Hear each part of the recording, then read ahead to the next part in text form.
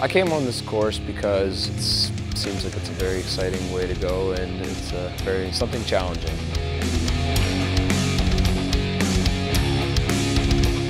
To prepare for this type of, wow, I don't think you prepare enough, no matter what, for something like undergoing this. I wanted to seize an opportunity. We all know that the world's changing.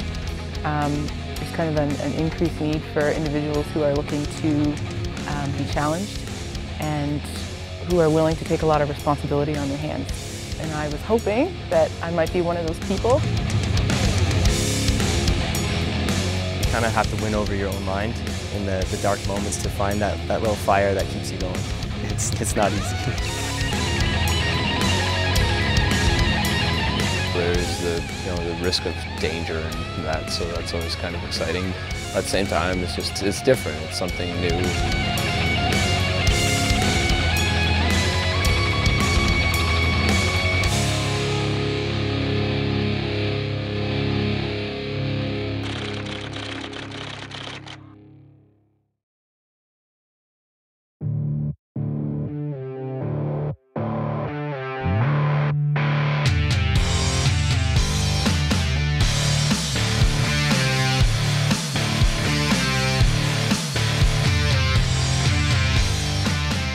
Looking for someone who's resilient, mental toughness, able to make decisions under duress, be very independent and think on their feet and make the correct decisions.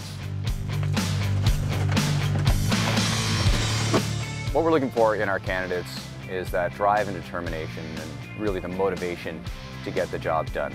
They have to be able to operate independently, understanding what commander's planning guidance is and really what the intent of the mission is, and being able to interpret that so if they don't have any further direction, they'll operate in an appropriate manner and they'll get the job done. The candidates we bring in, they're obviously all drawn from the Royal Canadian Navy. We have reserve force members, we have reg force members, officers and NCOs and junior ranks alike. They all come out, they all have a place on the team. I decided to make a try at the Enhanced Naval Boarding Party. For myself personally, I wanted to work with very, very good people. I wanted to work in a small team environment with mission-oriented individuals who understood the seriousness that can be associated with some of the concepts of MIO, Maritime Interdiction Operations. What appeals to me about the Enhanced Boarding Party is that it's something that's new and it's blood flow, and you're protecting Canada and its interests. I take a lot of personal pride in my job and what I do, and I felt like this was going to be an opportunity for me to be even more effective and contribute in a greater way. The selection process itself is designed to closely replicate the maritime environment. The candidates are frequently cold, they're tired, frequently hungry, and they're exposed to the elements at all times. The maritime environment itself that we operate in is one of the more challenging ones for the Canadian Armed Forces to operate in. We can pretty much guarantee that the weather will always be wet, and certainly 50% of the time it's going to be dark.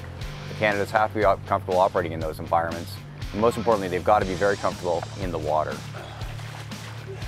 95% of the job is being able to be on the water, be confident, be capable, have no fear of the water. Your teammates have to be able to trust that you're going to be able to react and do your job. They go through heavy physical fitness, mentally challenging tasks, some forms of sleep deprivation, which assists in bringing out true character. We'll put them through a full spectrum of phobias that are commonly associated with the maritime environment. These things will stress them physically, and also will apply a certain amount of tedium. They'll have to do simple exercises over and over again that are very challenging and have to be done right every single time. And they will also have to do activities as part of a team, where if they're not able to pull their weight, that team will fail. Really, it's just a matter of keeping your nose to the grindstone and being able to be a member of a team and allowing other people to help you, and then they'll allow you to help them back. It takes a lot of guts for any candidate just to come out. Really, we're looking for that 1% who want to come out and actually challenge selection. They're looking for something a little bit more from their career with the Navy. They're looking for something with a little more adventure, something perhaps a little more high speed. What I discovered was that all the preparation in the world is great, but it came down to finding that part of myself that was going to allow me to push a little bit further, somehow and somewhere. You just have to find it in yourself. Selection is very, very difficult, but the ones who aren't able to make it, they still have our complete respect, because it just takes that huge amount of courage to come out and throw yourself at the unknown. The unknown kept me anxious. I would say that the unknown remained the unknown up until the last minute. For me, I didn't even think don't quit, because if you think don't quit, you're actually kind of thinking about quitting. So to me, it was just do what you got to do, and then that's it. Just think about what the task is at hand and just do it and carry on. On completion of selection, we'll sit a board to review all the files from the candidates. On completion of that, we'll select the top performers and invite them out to participate in a Maritime Tactical Operators course. On completion of that course, they will be Maritime Tactical Operators. They will form an enhanced naval boarding team for potential deployment on a HMC ship.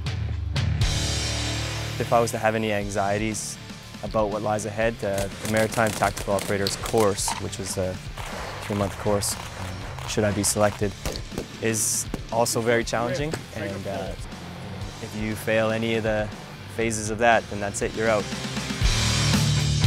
The success rate or completion rate for selection is approximately 50%. On completion of selection, it's an incredibly emotional time for the candidates.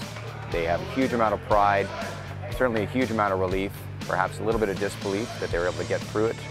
But most of all, what we take away is the pride that these sailors have. Being a part of a group like this is really the kind of crowning achievement of being in the military. It's an extremely cohesive bond, and it wells you up with an immense feeling of personal pride and accomplishment that really sets you up for your life. Being able to move ahead knowing that you can do basically whatever you set your mind to. I don't actually feel like I've been hit by a truck right now after we're done. So it's like my body's actually doing what it's been designed to do, and it feels good. I feel healthy. I don't want to admit it, but the toughest part is probably that I had to cart around the same amount of kit and the same weight as people who, in some cases, weighed a good 50, 60, 70 pounds more than I do. So that was probably the toughest part. But having a good team around you who are willing to help you out is the key there. This course is hard. It was really hard. There was never any time, I guess, when I was considering quitting. It's not really in me. But the guys here, they really put on a good show. They beat you down pretty good. And, I'd suggest to anyone who wants to do this, really do a self-check. Make sure you're really ready to come here, because it's a tough go. Based on the responsibility that we place on these members to operate independently, representing Canada around the world, we really cannot take any risk in selecting the wrong members. I'd much rather take no one than to take the wrong person and assume that risk. I want to thank the guys that have drove this forward. Lieutenant Commander Will Lunn and the entire staff here have done an absolutely fantastic job. I sat down with Will less than a year ago with Chief McAlpine and Chief Bethel.